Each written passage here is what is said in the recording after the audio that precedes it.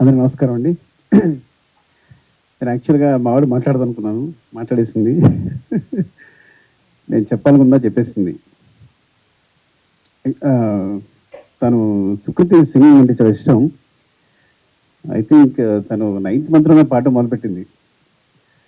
But acting సంబంధించి ఎప్పుడు లేదు. కానీ పద్దక్క సిందక్క వాళ్ళిద్దరిని గురించి చెప్పాలి. అసలు మామూలు జర్నీ కదా అసలు. ఒక 5,000 రూపీస్తో సినిమా స్టార్ట్ చేసింది, ఈ అమ్మాయి ఏమో సినిమా రాసుకుంది. సో సింధు నాకు మెసేజ్ పెట్టిన తర్వాత సరే అడిగితే తను చేయనంది. సుఖ అంటే నేను చేయను, సేమ్ తను చెప్పినట్టే. నేనేమన్నానంటే అది చెప్పేసాను నేను వీళ్ళకి, తను చేయదు అంటే. కానీ పొద్దుకే ఉంది ఒకసారి నేను మాట్లాడుతానంది. మాట్లాడుతానంటే సరే అని తీసుకెళ్ళాను యాక్చువల్గా. సరే అయితే నేను కథ వింటానంది తను. సరే నేను కూర్చున్నాను. నన్ను చూసి గెటౌట్ అంది నన్ను సుకృతి. సో నేను బయటకు వెళ్ళిపోయాను. సో వాళ్ళు మాట్లాడుకున్నారు, కథ ఓకే అయింది. సార్ ఫస్ట్ ఏంటంటే తను ఎప్పుడు పర్ఫామ్ చేస్తున్నట్టు ఎప్పుడు సార్ చిన్నపిల్లల ఫేస్ పెడుతుంది, ఇలా ఉంటుంది, ఇలా కార్టూన్లో గంతులు వేస్తుంటుంది, నా ముందు రంగు గారాలు పోతుంటుంది, ఎప్పుడు ఒకే ఎక్స్ప్రెషన్ పెడుతున్నట్టు డా అంటుంటుంది అంతే. సో దీనికి ఎక్స్ప్రెషన్స్ వస్తాయి అనుకున్నాను నేను. సో అసలు నమ్ముకోలేదు నాకు. సో మా పద్దక్క పంపిస్తే చేస్తుందో అని అడుగుతున్నా, చేస్తుంది అంటున్నారు. ఏమో సుకుమార్ కుతుగా చేస్తుంటున్నారా నాకు అర్థం కావట్లా. ఇప్పుడు ఇంటికి వచ్చాక నిక్కీ బాబు ఉన్నాడు, వాళ్ళ కజిన్, ఇద్దరు కలిపి సీన్ డిస్కస్ చేసుకున్నారు. డిస్కస్ వాడేమో చేస్తున్నాడు, పర్ఫామ్ చేస్తున్నాడు. తిని మాత్రం నువ్వు చేయరా అంటే తను చేయట్లా. పడమ్మ నువ్వు సదా ఒక సీన్ చేసి చూపించవచ్చు కదా నాకు అన్నాను. ఎందుకంటే వాళ్ళకి సంబంధం లేదు సినిమా. బికాస్ నేను ఎప్పుడు షూటింగ్ రానివ్వను. ఎందుకు షూటింగ్ రానివ్వను అంటే, షూటింగ్ వస్తే నాకు కాన్సన్ట్రేషన్ అంతా పిల్లల మీద ఉంటుంది. పిల్లల మీద షూటింగ్ చేసుకోలేను నేను.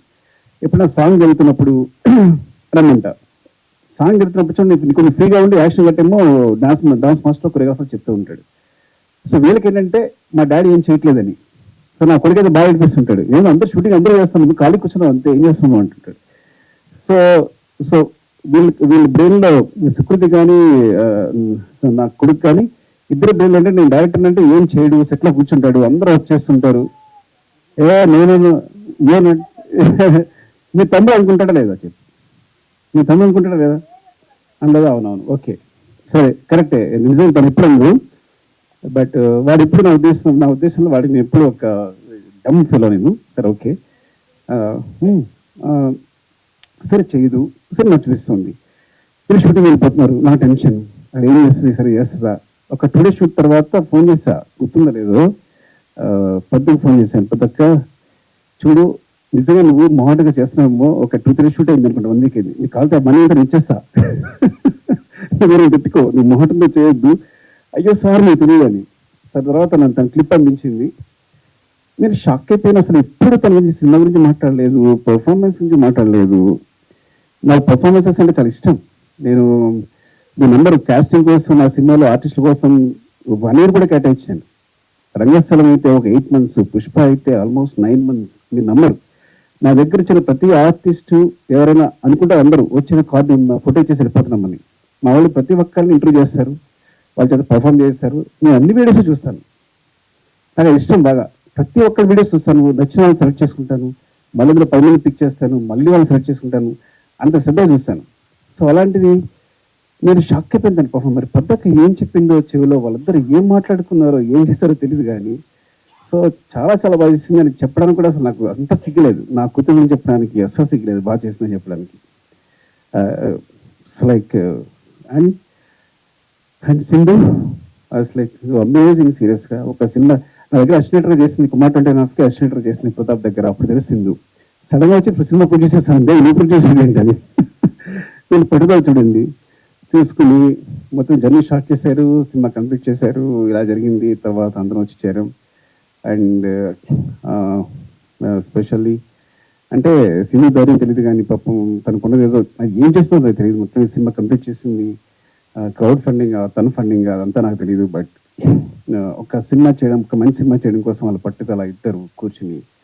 అండ్ పద్దక్క గురించి చెప్పాలంటే అసలు స్క్రిప్ట్ ఎంత బాగా రాసుకుందంటే, చెప్తున్నప్పుడు ఎంత హుక్ అయిపోయినంటే, చెప్తున్నప్పుడు ఎంత బాగా రాసుకుంది.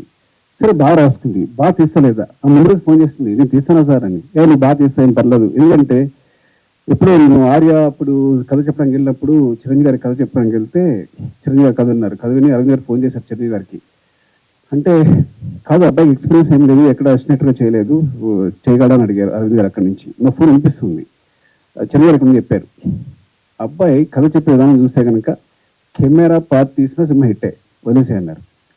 అంటే కథ ఒకళ్ళు చాలా బాగా చెప్తారంటే బాగా తీయగలరని బాగా నమ్ముకుంది నాకు. సో నువ్వు బాగా తీయగలవు, కథ చాలా బాగా చెప్తున్నావు అని చెప్పాను. సినిమా చూశాక ఎంత క్లీన్ షార్ట్ డివిజన్, వాళ్ళకున్న తక్కువ టైము తక్కువ డేస్లో ఎంత బాగా అందంగా కథ చెప్పింది అంటే, చాలా మంచి రైటర్, సూపర్ రైటర్. అసలు ఎంత బాగా చెప్పింది అంటే, మళ్ళీ సినిమా మొత్తం చూసిన తర్వాత కూడా నేను ఇట్స్ లైక్ ఈ అమ్మాయి ఎక్కడికి వెళ్తుంది, డెఫినెట్గా ఇక్కడ ఉండదు, షీల్ వండర్స్ చేస్తుందండి.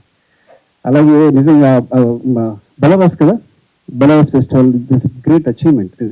అంటే టోటల్ ఫిల్మ్ ఆఫ్ ది ఒక బెస్ట్ ఫిల్మ్ రావడం, జ్యూరీ తరఫు నుంచి కూడా బెస్ట్ ఫిల్మ్ రావడం అనేది. అండ్ పెద్దక్క థ్యాంక్స్ ఫర్ దిస్, బికాస్ సుకృతిని క్యాష్ చేసినందుకు చాలా చాలా రుణపడి ఉంటాను. తను ఒక మంచి నెంబర్గా మిగిలిపోతుంది సినిమా అనేది. సింధు పద్దు మీ ఇద్దరికి థ్యాంక్స్ చెప్పాలి. తర్వాత మా వాడికి కూడా థ్యాంక్స్ చెప్పలేను నేను విషయంలో మాత్రం. అందరికీ అంటే పేరు పేరున అంటే నేను మాట్లాడకుండా చేశారు, ఏం మాట్లాడడానికి కూడా లేకుండా చేశారు, అందరూ మాట్లాడేసి క్లియర్గా. పద్దకి అయితే మరీ ఏదో చెప్పేస్తుంది సింధు అందరూ. అండ్ చక్రపాణి గారు థ్యాంక్ యూ అండి. And Lavanya thank you. నేను ఫస్ట్ టైం అంటే నా సినిమా క్యాష్ ఉంది, కానీ నా కూతురు ఇంకొకరు మదర్ ఫాదర్ అంటే చూడడానికి నాకు నాన్న అంటుంటే అమ్మ అంటుంటే నాకు ఇక్కడ గుండెలో గుచ్చుకుంటుంది. అంటే ఫస్ట్ టైం ఆ ఫీలింగ్ అనమాట, వేరే సెపరేట్గా ఉందన్నమాట. సో ఎంత it's like very good casting కూడా. ఎంత ఆర్టిస్ట్ అందరూ. రఘువా ఆయన పేరు, ఫాదర్ పేరు రఘు. Next Banu and Nikki Babu. అరే ఎలా తీశారు నువ్వు, బాను నిక్కీ బాబు సూపర్ చేశారు, మీరు అందరూ చాలా బాగా చేశారు. అండ్ స్పెషల్ చెప్పాల్సింది, అండ్ శశి గారి సినిమా చూసిన తర్వాత నవీన్ గారు యుఎస్లో చూసి ఏమండి సినిమా చేద్దామన్నారు. ఇంత మెగా ప్రొడ్యూసర్స్ ఒక మంచి సినిమా చేయడానికి ముందుకు వచ్చి సినిమాని తీసుకుని భుజాల మీద వేసుకుని రవి గారు, నవీన్ గారు థ్యాంక్ యూ సో మచ్ అండి. మళ్ళొకసారి చాలా థ్యాంక్స్ చెప్పాలి మీకు ఈ సినిమా ముందు తీసుకెళ్తున్నందుకు. ఇది వెరీ నేను చెప్పినట్టు it's like so always I feel like నేను ఒక 3 గంటలు మనుషుల్ని కూర్చుని ఎంటర్టైన్ చేస్తే ప్రపంచంలో ఆ 3 గంటల్లో చాలా క్రైమ్ తగ్గిపోద్ది అనుకుంటాను. ఆ టైప్ నేను. సో నా మెసేజే ఎంటర్టైన్మెంట్. ఎప్పుడైతే ఫీల్ అవుతాను. ఎందుకు ఫీల్ అవుతానంటే నా బిగినింగ్ నేను పోయిమ్స్ రాసేవాడిని, చాలా సెన్సిటివ్, చాలా నేను పోయిట్ రాసేవాడిని, కథలు రాసుకునేవాడిని, యువత మాట్లాడేవాడిని, సిగ్గు. ఇండస్ట్రీకి వచ్చాను, ఇండస్ట్రీకి వచ్చి చాలా కష్టాలు పడుతున్నా, సరిగ్గా మాట్లాడలేకపోతున్నా, ఊపిరాడట్లేదు, ఎవరైనా వస్తే టప్పులు లేచిపోతున్నా. ఒక వచ్చాడు, ఎవరైనా మీ ప్రతి ఎక్కువ రెస్పెక్ట్ ఇచ్చేస్తున్నారు, ఇలా వేసి మీరు ఇండస్ట్రీలో ఉంటారు అన్నాడు. నాకు అర్థం కదా. సో ఇట్స్ లైక్ అంటే ఏం చేయాలన్నా ఇప్పుడు ఇదంతా ఈ సినిమా డైలాగులు ఇవి అంత గందరగోళంగా అనిపిస్తుంది.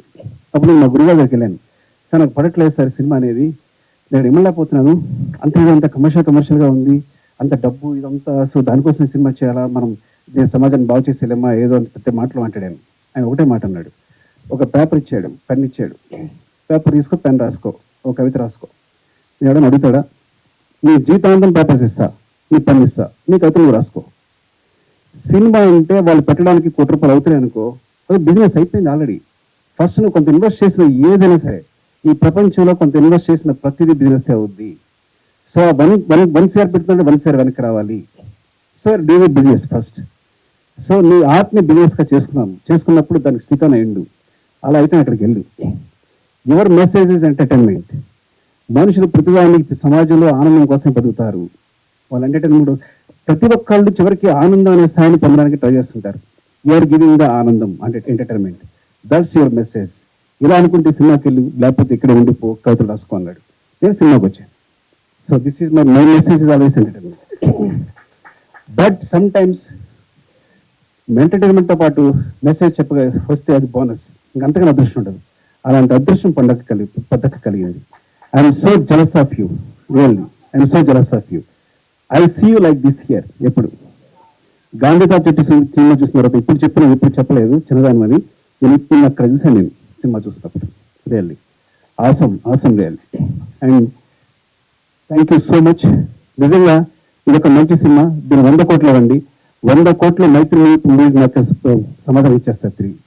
నా తరపున మాట్లాడుతున్నాను. సో థ్యాంక్ యూ అండి.